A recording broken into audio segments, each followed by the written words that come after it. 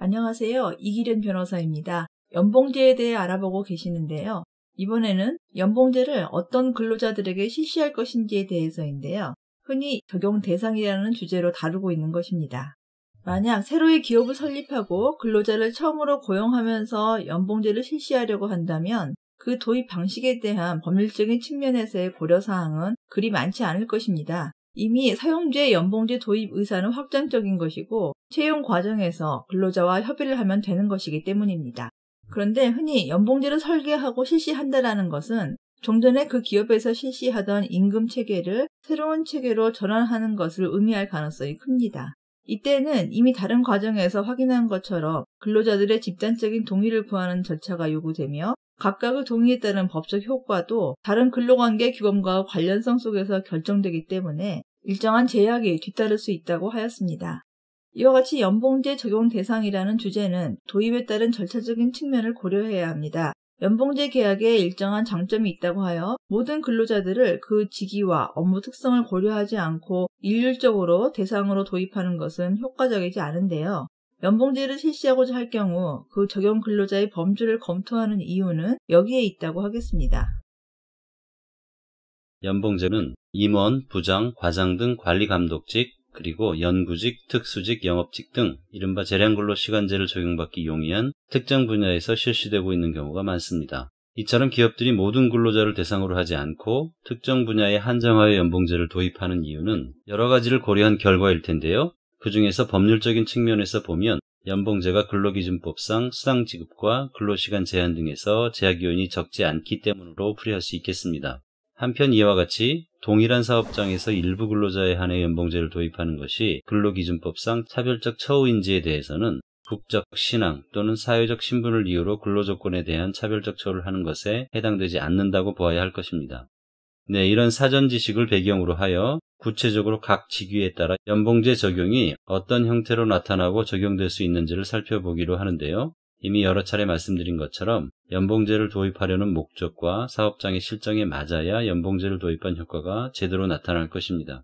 예를 들어 연봉제의 적용 형태가 성과 달성을 위한 근로자들의 경쟁력 강화 방안의 하나로 도입되는 것이라면 팀워크를 필요로 하는 생산부서 담당 직원들에게 연봉제는 적당하지 않을 가능성이 큽니다. 이런 점을 염두에 두면서 다음에서 하나씩 구체적으로 살펴보기로 하겠습니다. 업무 집행권 및 업무 대표권을 가진 이사 등 임원의 경우 근로기준법상의 근로자가 아니어서 노동관계법상의 제한을 받지 않는데요. 따라서 연 단위 총액 수준으로 임금이 관리되는 순수한 형태의 미국식 연봉제 도입도 가능하다고 보고 있습니다. 회사의 임원도 크게 두 가지 형태로 나누어 볼 수 있는데 법률적으로 의미가 있는 분류는 등기 임원과 비등기 임원입니다. 등기 임원은 상법에 따라 주주총회에서 임원으로 지명된 사람으로서 이사회에서 의결권을 가지는 자이고, 비등기 임원은 회사에서 임원으로서 대우를 해주겠다는 것일 뿐 주주총회라는 절차를 거치지도 않았을 뿐 아니라 이사회에서의 의결권도 가지지 못하는 사람을 말합니다. 우리 대법원은 새마을 금고의 이사장이 받은 퇴직금 등 금원의 성격에 대해 주식회사의 업무 집행권을 가진 이사 등 임원은 회사로부터 일정한 사무처리의 위임을 받고 있는 것이므로 사용자의 지휘 감독 아래 일정한 근로를 제공하고 소정의 임금을 지급받는 고용관계에 있는 것이 아니며, 따라서 일정한 보수를 받는 경우에도 이를 근로기준법 소정의 임금이라 할 수 없고, 회사의 규정에 의하여 이사 등 임원에게 퇴직금을 지급하는 경우에도 그 퇴직금은 근로기준법 소정의 퇴직금이 아니라 재직 중의 직무 집행에 대한 대가로 지급되는 보수의 일종이라는 취지로 판시하고 있습니다. 이 판례는 등기 임원이 무엇이고 그가 받는 금원이 임금 내지 퇴직금의 성격을 띠는지에 대해서 분명히 지적하고 있다고 생각됩니다.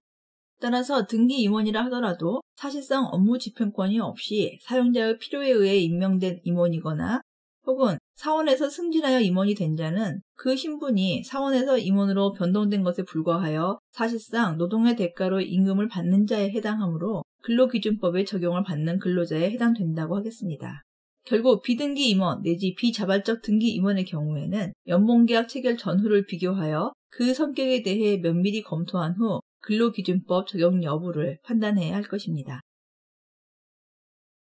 이어서 기업에서 차장 혹은 부장 직급은 부서장이라고 부르기도 하는데요. 기본적으로 이들도 근로기준법상의 근로자로서 보호를 받지만 근로기준법은 근로시간, 휴게와 휴일에 대한 규정에 대해서는 적용 제외를 인정하고 있습니다. 이와 같이 관리감독자의 지위에 있는 차장, 부장은 연장, 휴일, 휴게 시간은 적용을 제외할 수 있지만 야간 수당 등은 지급해야 함에도 이를 지급하지 않거나 사용자가 별도의 명목으로 일정액을 지급하는 경우가 적지 않습니다. 관리감독자의 지위에 있는 자의 의미에 대해서는 경영자와 일체적 지위에 있는 자라고 엄격히 해석해야 할 것입니다. 대개 형식적인 호칭상 차장이나 부장으로 불리면 대개 간부로 보는 경향이 있지만 근로관계 실태 파악을 통한 보다 명확한 기준을 설정하여 불필요한 분쟁을 줄이는 것이 현명할 것입니다. 다음으로 연봉제를 가장 많이 실시하고 있는 대상은 영업직이라고 할 수 있겠습니다. 왜냐하면 근로자 개개인의 실적 달성과 연동하여 연봉을 차등 지급함으로써 근로자들 간의 경쟁을 통한 생산성 향상을 도모하는 데 가장 적합한 대상이 바로 영업직이기 때문일 것입니다. 그런데 영업직 근로자의 경우 근무 시간의 대부분을 사업장 밖에서 근무하는 경우가 많아서 사업주로서는 근무 시간을 정확히 체크할 수 없다는 것이 문제입니다. 더욱이 대부분 영업직이라는 이유로 연봉제를 실시하다 보니 법정 근로시간을 초과하는 근로자들에 대한 시간의 근로수당 지급 문제가 분쟁의 원인이 되기도 합니다. 이런 경우에는 재량 근로시간 제도를 도입하는 것이 하나의 해결 방안이 될 수도 있겠지만 아직까지 이 재량 근로시간제의 도입이 광범위하지는 않습니다.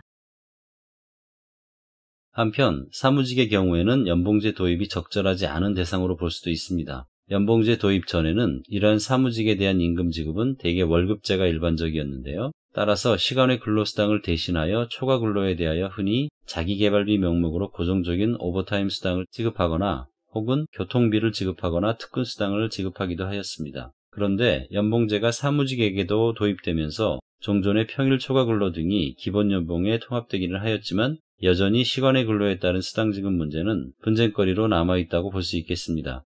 또 생산직의 경우에 연봉제 도입이 합리적인지는 고민해 보아야 할 문제이며 흔히 직무평가가 제대로 이루어지기 힘들다는 점, 생산직에 대해서는 오히려 능력급제, 성과급제, 포괄임금제 등을 통한 보상이 더 적절하다는 점을 고려해보면 일반 생산직이나 하위직에 있는 근로자에게 연봉제를 적용시키기는 곤란한 측면이 많다고 볼 수 있겠습니다.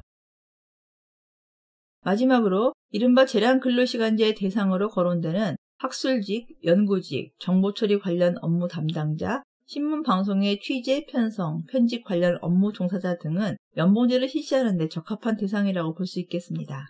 하지만 이와 같은 재량 근로시간제를 적용받는 근로자들의 경우에도 역시 시간의 근로와 그에 따른 수당 지급의 문제는 여전히 분쟁의 씨앗이 되는데요. 연봉제를 실시하려는 기업은 사전에 필수적으로 사업장 내의 근로 실태에 대해 면밀히 분석한 후 연봉제를 도입해야 할 것으로 생각됩니다. 네, 이상과 같이 연봉제 적용 대상 근로자들에 대해 알아보았습니다. 보신 것과 같이 연봉제는 미국에서 실시된 제도이며 일정 부분 장점을 갖고 있는 것이 분명합니다.